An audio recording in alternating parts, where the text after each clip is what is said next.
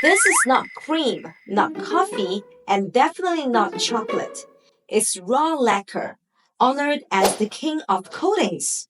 Sounds unfamiliar? Why is it called raw? And what makes it the king?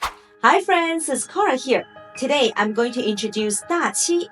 Gently slice the bark of lacquer tree and milky white sap begins to flow. That's raw enough, right?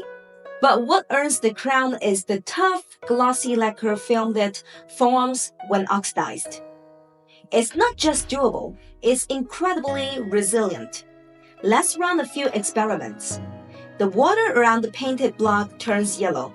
The raw lacquered block, still clear. Burn it on a hot asbestos.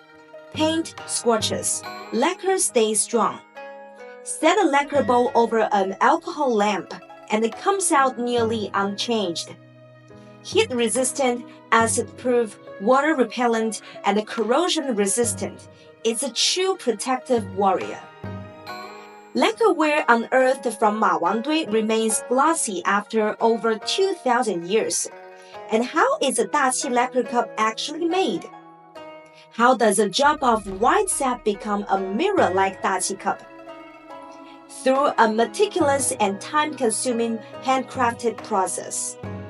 Harvesting involves slicing the tree, brushing 3 times, and stopping. A saying goes, 100 miles and 1,000 cuts for a pound of lacquer. But that's just the beginning. Each layer dries naturally, is polished, and replied rapidly. Dozens of steps over hundreds of days creates this warm, jade-like glow. One more thing, 大漆 lacquer can cause allergic reactions. Mild cases lead to swelling, severe ones to sores. Not everyone can work with it. Lacquerware is costly to make, complex in process, and labor-intensive. Each piece is hard-earned. And that's exactly why every 大漆 lacquer cup is so precious.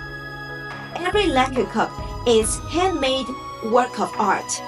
It's more than a vessel. It's a legacy of Chinese craftsmanship. If you're lucky enough to own one, cherish it. It's worth it.